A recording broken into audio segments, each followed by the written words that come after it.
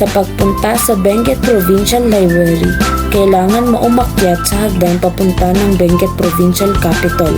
Pag nasa harap ka na ng entrance ng Capitol, lumiko ka pa kanan at diretsuhin mo lamang ang kalsada hanggang sa may makita ka ulit na kalsada at kumaliwa ka naman. Lakad lang ng saglit at makikita mo na rin ang Benguet Provincial Library. Pwede ka ring dumaan sa main entrance ng Benguet Provincial Capitol kung saan pagpasok mo makikita mo itong pinto sa dulo. Labas ka lang sa may pinto kung saan dito mo rin makikita ang Capitol Gym at ang canteen at dito rin nakalocate ang Benguet Provincial Library. At ngayon, nandito na tayo sa Benguet Provincial Library. Alam niyo ba? The Benguet Provincial Library was established on August 1, 1967 after the creation of Benguet as a separate province by virtue of RA 4695. It is the repository of printed and recorded cultural heritage of the provincial of Benguet and other intellectual, literacy, and information resources. Benguet Provincial Library provides access to different resources for our people intellectual growth, citizenship building, lifelong learning, and enlightenment. Likewise, give support to the development Department of Education too. Tara na, at pumasok na tayo.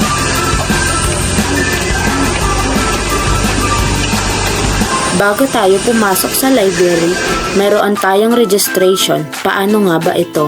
Para sa old clients, kailangan nyo lamang ipakita ang naibigay sa inyo na library card gaya nito para kayo ay makapasok sa library. Para naman sa new clients, maipapa-fill up sa inyong form gaya nito. Pagkatapos nyo i-fill up ang form, kayo ay i-register at bibigyan ng library card na pwede nyong ipakita sa susunod na babalik kayo sa library. At ngayon, pag-uusapan natin ang mga libreng serbisyo na inaalok ng Benguet Provincial Library. Una, may mga staff sa library na handang tumulong sa iyong research at iba pang impormasyon na kailangan mo. Mayroon ding open shelf ang Benguet Provincial Library para mabigyan ng access ang mga library clients sa mga library materials na available sa ating library. May mga library staff din na handang tumulong para ituro kung saan nyo pwedeng hanapin ang mga library materials na inyong hinahanap. Pwede kang maghiram ng hanggang 5 libro sa loob ng 3 araw basta may valid ID ka. Mayroon ding OPAC system kung saan pwede mong hanapin ang mga available books sa library gamit ang computer.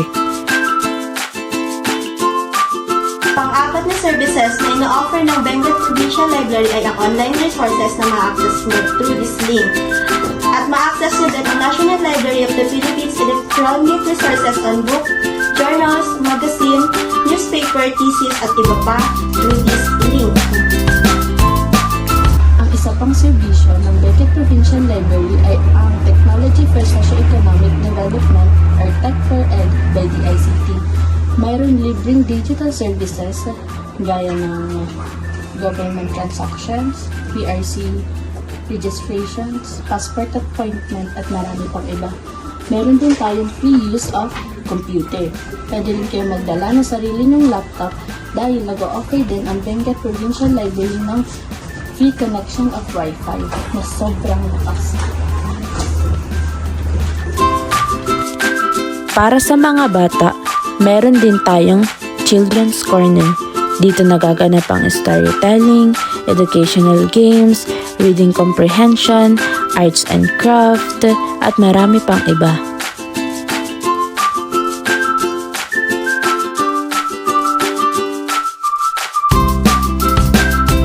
At ang panghuli, meron tayong review area at open space kung saan pwede tayong magbasa at gawin ang mga researches natin.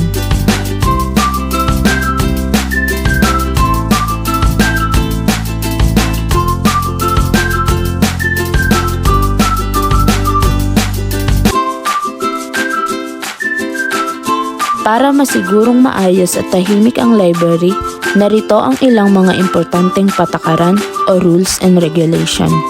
Una, pwede mong i-browse ang mga libro sa shelves pero siguraduhin mong isaoli ito sa tamang lugar.